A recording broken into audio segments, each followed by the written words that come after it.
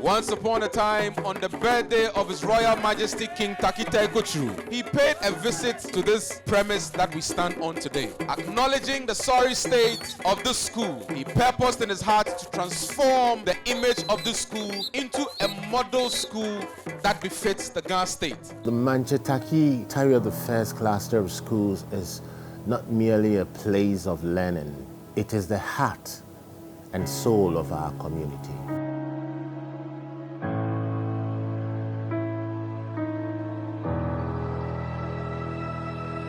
Our old building, the problems we are facing is that if it is raining, the classroom becomes dark. The direction of the wind directs the rains into the classroom because the windows are not good enough. All the compound become muddy and flood. We can't even get home. The children can't play outside because it has rained. The water will be stagnant on the field for about 2 weeks. The classrooms were very hot. There were no ceiling fans and other things. There were holes in our ceiling, which leads to leakage of water into our classroom, which was not helping us to learn effectively. We were having so much dust here, which was leading to respiratory diseases because when the wind blows, it spread some of the dust into our eyes, which was a menace for us too. When we buy food from our canteen, there is no maybe sitting chair for us to eat. We don't have computer lab and library for us to do personal learning. During our time, the school wasn't attractive at all. Parents were even afraid to bring their children to the school because by the time they will come to school, they will come in a good uniform, but by the time we close, all their uniforms will be dirty. The old infrastructure was so appalling and in deplorable state. Because of that, most students don't want to come to school here. Teachers who were posted to the school doesn't come. I was posted here in January 2023. But when I came and I saw the condition of the school, I even went back to the office to protest against my transfer because of the conditions here.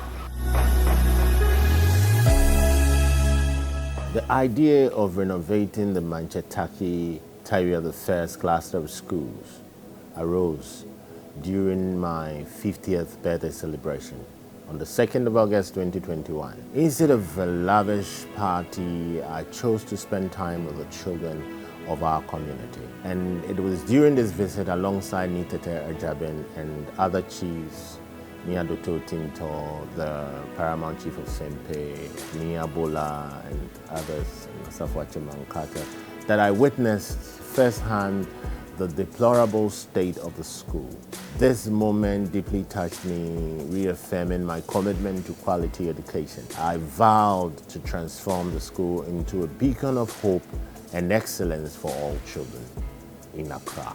I happened to have visited the Mantse on one of his birthdays, and that's the time I think he had been thinking about renovating the Mantse Tackie school.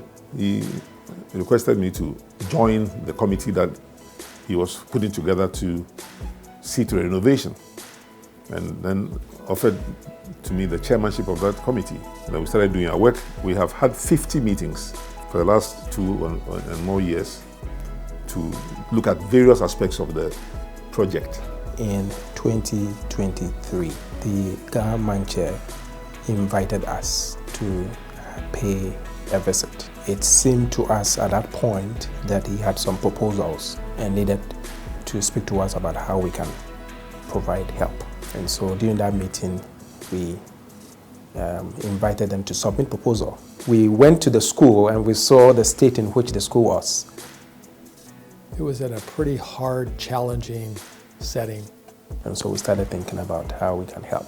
And so we looked at the entire project. The costs, all of that. We analyzed exactly what the students were going through, how we could improve the overall setting and make it a very special place for young people to go to school. And so as we engaged with the Mantse Foundation, specifically the King himself, that was the ultimate goal, is to build something in the middle of Accra that would be a showcase for education and really say, this is really important. Will you come and participate? participate. This partnership was forged through shared values of community service and a mutual commitment to uplifting the lives of others. Together, we have turned dreams into reality, ensuring that our children have the access to conducive learning environment. It has been amazing.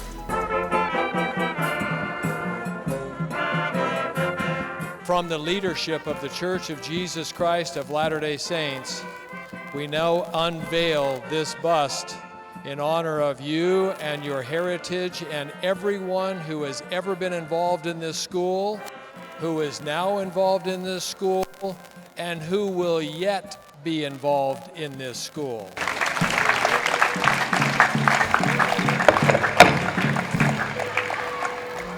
Today's Grand Commission is a testament of how traditional authority can use his good offices to contribute to national development.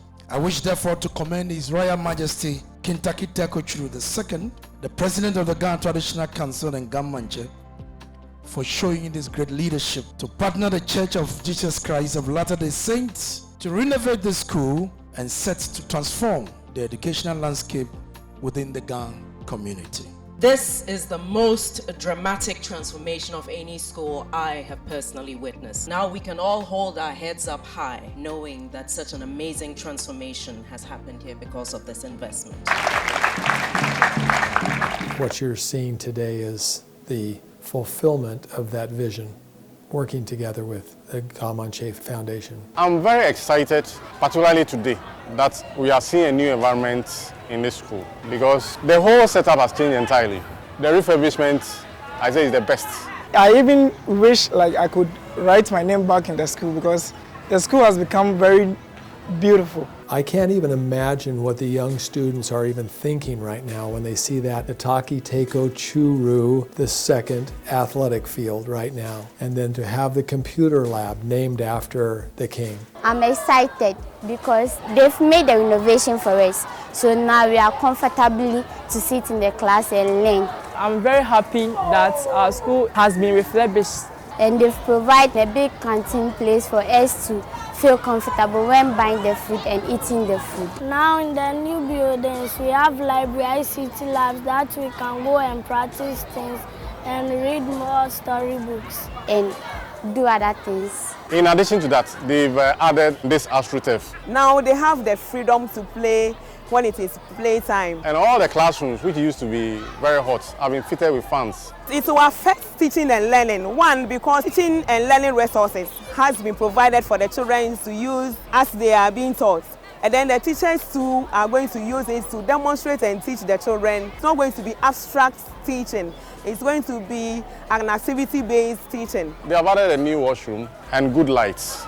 The pavement has been done. They will not make themselves dirty as they used to be. We have even started receiving new enrollments, and it's going to enhance learning because the children see themselves in a new classroom and it will encourage them to study and strive more. We, the teachers too, will do all our best to maintain even raise the academic standard of the school, because this school befits a place that looks like an international school now. We believe that the project will be of immense benefit to the current students and all those who eventually attend the school.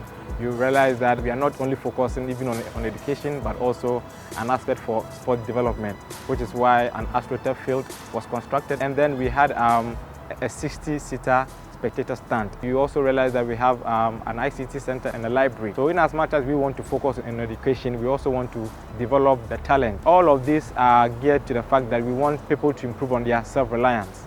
That is the major goal of the interventions that the humanitarian division in the Welfare and Self-Reliance Department does in the church. So as a church, if we can help a community become self-reliant, build something like this really nice, set the standard, give people an opportunity maybe that they haven't had in the past, we feel really good about that. We want to be involved in that, and then we want to see what happens in 5 to 10 years. And I also want to thank government for the effort of the Millennium Block and all that, I'm never forgetting that. The school is set. I want to say a very big thank you to the Church of Jesus Christ of Latter-day Saints for making this come true. And we are grateful. I say thank you to the church and Now the school is looking good that I can learn much, and I will not be shy to tell my friends about my school anymore. God blessed the church and the Mantse for making this beautiful project.